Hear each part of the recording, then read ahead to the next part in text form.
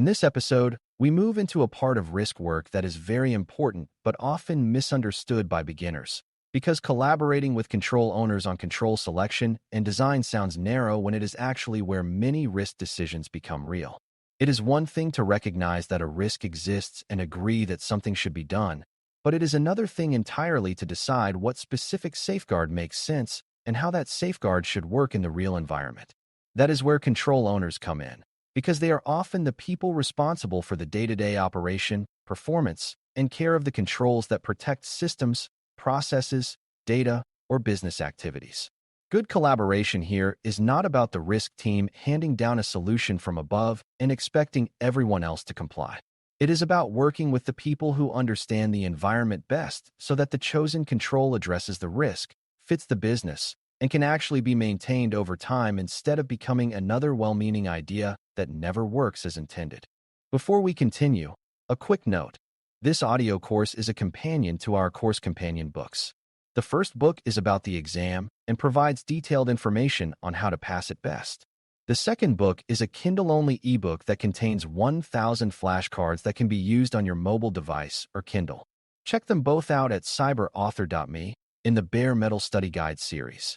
A control owner is usually the person or group responsible for ensuring that a control exists, operates as expected, and continues to support the organization's needs. That does not always mean the control owner built the control personally or performs every related task each day, but it does mean there is some clear accountability for the control's health and effectiveness. Beginners sometimes confuse control owners with risk owners, and while the two may overlap in some organizations, they are not always the same role. A risk owner is usually accountable for the exposure and its business consequences, while a control owner is accountable for a safeguard or set of safeguards that help manage that exposure. This difference matters because selecting and designing a control without the involvement of the person who must operate, monitor, or maintain it is a recipe for weak adoption. Collaboration works best when both parties understand that the goal is not merely to place something on paper and call it protection. The goal is to establish a control that fits the risk, fits the environment, and fits the people who will live with it. To understand why collaboration matters so much, it helps to remember that controls do not exist in isolation. They sit inside business processes, technology environments, staffing models, customer expectations, legal obligations, and operational limits. A control that looks excellent in a policy document may be unrealistic in a fast-moving service environment, and a control that seems easy for a technical team may create serious friction for employees or customers if it is poorly designed. This is why control selection and control design are not simply technical exercises. They are business decisions with technical and operational consequences. The control owner often understands the process details, timing pressures, practical limits, and workarounds that are invisible to someone looking only at the risk register or a high-level assessment summary. When the risk professional and control owner work together early, they can avoid the common mistake of choosing a control because it sounds strong in theory while ignoring whether it will function well in the actual setting where it must operate. Control selection begins with a simple but important question. What kind of protection is actually needed for this risk? That sounds obvious, yet many weak control decisions happen because organizations jump too quickly from a risk statement to a preferred solution without spending enough time on the problem being solved. A control should have a purpose that is clear enough to describe in plain language. It may be intended to prevent an unwanted event, detect something suspicious, limit the damage when something goes wrong, support recovery after disruption, or strengthen oversight so that bad conditions are identified earlier. When collaboration is strong, the control owner helps translate those needs into something practical. The risk team may see the exposure clearly, but the control owner can often explain which intervention points are realistic and which ones are not. That keeps the organization from choosing a control that sounds impressive while failing to address the real point of weakness. Good selection starts not with a product or a tool, but with a clear understanding of what the control must accomplish. Design is closely related to selection, but it is not the same thing. Selection answers the question of what kind of control should exist, while design answers the question of how that control should work in practice. A beginner might imagine that once a control has been chosen, the hard thinking is complete, but design is where many success or failure points are decided. A control may be conceptually sound and still fail because it was placed in the wrong part of a process, depends on unclear ownership, creates excessive delays, or requires information that people do not reliably have. Design includes the logic of the control, the timing of the control, the people involved, the information it depends on, the actions that follow when something goes wrong, and the conditions required to keep it working. Collaboration with the control owner is essential here because design choices are easiest to test against reality when the person who knows the process best is actively shaping them. A well-chosen control with poor design often becomes a burden. A thoughtfully designed control is much more likely to become part of normal, stable operations. Before any sensible control can be selected or designed, the parties involved need a shared view of the risk and the control objective. The control objective is the outcome the organization is trying to achieve through the control, and it should be stated clearly enough that people know what success looks like. Without that clarity, conversations can drift toward preferences, habits, or fashionable security ideas instead of the actual need. For example, the real need may be to reduce unauthorized access to sensitive information, to improve the reliability of a financial approval process, or to make sure critical changes are reviewed before they go live. If the objective is vague, the control may end up addressing a nearby issue instead of the real one. The control owner adds value by helping confirm whether the stated objective matches the process reality. The risk perspective may emphasize exposure, while the control owner may explain where in the workflow the exposure arises and what type of response has a realistic chance of changing it. That shared understanding is what turns control work from abstract discussion into targeted design. Another important part of collaboration is understanding the environment in which the control must live. Controls do not succeed just because they are sensible in the abstract. They succeed when they align with how work is actually performed, where decisions are made, who has the authority to act, and how information moves across the organization. A control owner is often the best source for that operational truth. That person can explain whether a process is centralized or scattered across teams, whether responsibilities are clear or overlapping, whether workloads are stable or unpredictable, and whether the proposed control would fit naturally into existing work or create constant resistance. Beginners sometimes assume that resistance to a control means people are careless or unwilling, but poor alignment is often the real issue. If a control requires time, expertise, or review capacity that the organization does not truly have, people will work around it or perform it inconsistently. Good collaboration helps reveal those design risks early, before the control is formally selected and positioned as the answer to a problem it may never actually solve. When people think about controls, they often imagine a single strong barrier that stops bad things from happening. But mature control thinking is usually more layered than that. Some controls are meant to stop a problem before it begins. Others are meant to notice a problem quickly so the organization can react before the damage grows. Still others help reduce the consequences after something has already gone wrong. Collaborating with control owners helps determine which of these roles is most important in the specific situation and whether one control is enough or whether multiple controls need to work together.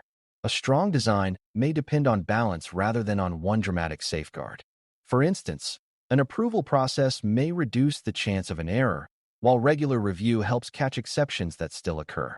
A control owner can often explain where human judgment is reliable, where automation helps, and where oversight must be added because no single safeguard is strong enough by itself.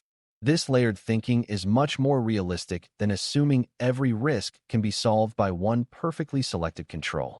Control design also has to account for human behavior, because many controls depend on people following routines, making judgments, or responding to exceptions under real-world pressure. A control that requires constant perfect attention is usually a weak design, even if the idea behind it is sound. Collaboration with control owners helps expose the human side of the process, including where employees are rushed, where approvals become automatic, where roles are poorly understood, or where repeated alerts may be ignored over time. This does not mean human-driven controls are bad. It means they must be designed with actual working conditions in mind. A control that looks manageable in a meeting may become exhausting when it is repeated hundreds of times in a busy environment. A good design considers workload, training, clarity, escalation paths, and the likelihood that people will carry out the control consistently even when business pressure rises. The control owner is often the one who can explain these realities most clearly, which makes collaboration essential instead of optional. Another common issue in control selection and design is overengineering. Beginners often think that stronger always means better, but a control can be so heavy, so complex, or so disruptive that it creates new problems while trying to solve an old one. A control that slows service unnecessarily, frustrates users, demands constant exceptions, or consumes scarce resources may reduce one exposure while increasing others. This is one reason collaboration matters so much. The control owner can help the risk professional understand the difference between a strong control and an impractical one.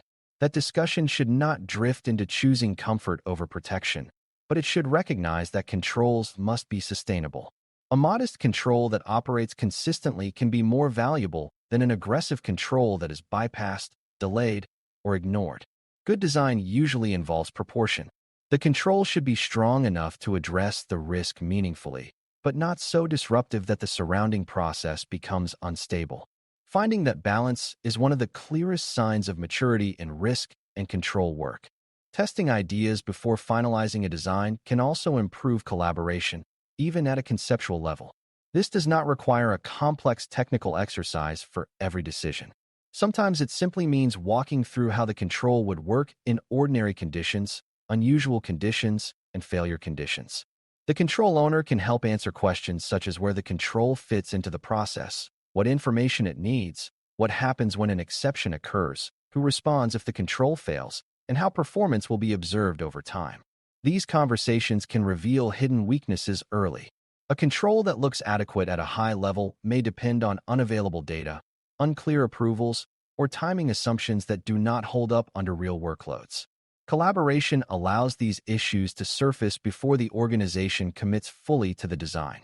For beginners, this is an important lesson because control work is not just about identifying a good principle.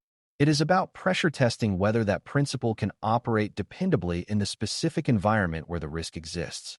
Documentation is another part of good collaboration, not because paperwork is exciting, but because clarity is part of control strength.